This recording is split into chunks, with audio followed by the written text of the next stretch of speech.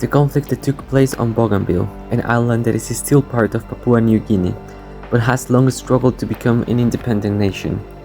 This conflict, which began in 1988, had both domestic and international consequences, and sadly resulted in the deaths of around 20,000 people.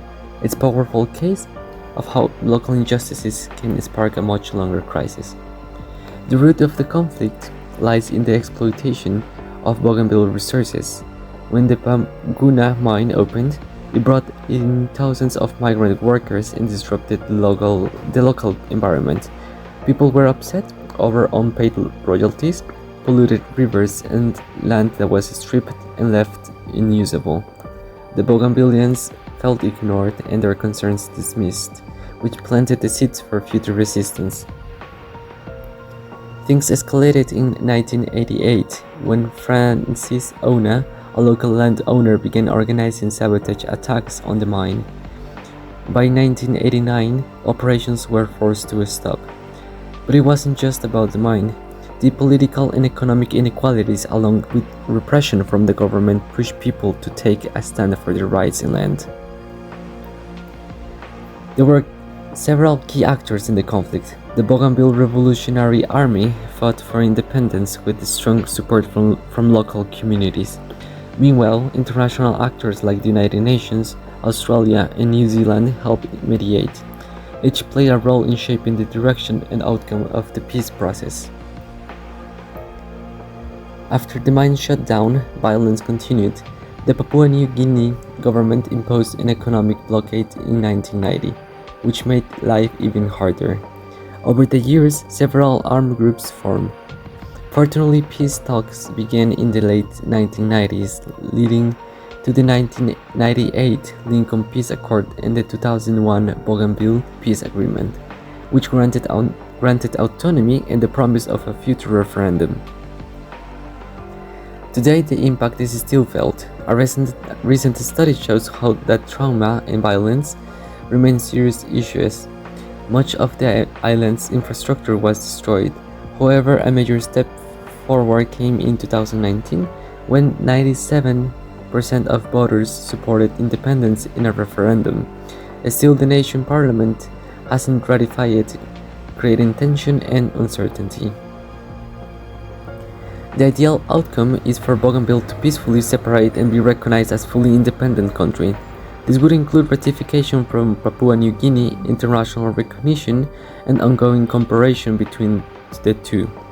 Both sides would benefit from peaceful economic relations and a stable regional partnership. To get there, Papua New Guinea and Bougainville need to reaffirm their commitment to the referendum's outcome. Ratification in Parliament is key. Meanwhile, countries like Australia and New Zealand could continue supporting the process through diplomatic and institutional help, especially as Bougainville builds its state structures. Challenges remain. Bougainville's economy is still developing, and some within the island may have different ideas about how to move forward. Neutral international actors can help bridge those differences and ensure that economic concerns are addressed with international support and investment. The United Nations has played a key role, especially in monitoring the 2001 peace agreement and assisting with the 2019 referendum. New Zealand helped with early ceasefire negotiations and has remained a trusted mediator throughout. Their presence added credibility and helped build trust between parties. Bougainvillean leaders have proposed September 1st, 2027 as the official date for independence. If everything moves forward as planned, the conflict could officially end within the next 2 years. This makes the coming months critical for both planning and diplomacy. For independence to work, Bougainville will need financial support for infrastructure, expert negotiators and legal advisors, and better transportation and communication systems. Australia could be a major partner in providing these resources, helping Bougainville lay the foundation for a new state nation. Monitoring progress will be essential. Civil society groups should be involved to ensure transparency. International observers from neutral countries like Switzerland or the United Nations can help track political and social developments. Regular evaluations can guide the process and address any new challenges early on.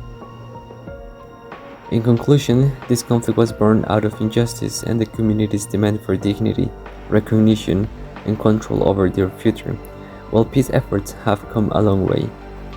True peace will not be reached until Bougainville achieves full independence. The opportunity is close, but turning it into reality will require courage, cooperation, and continued commitment.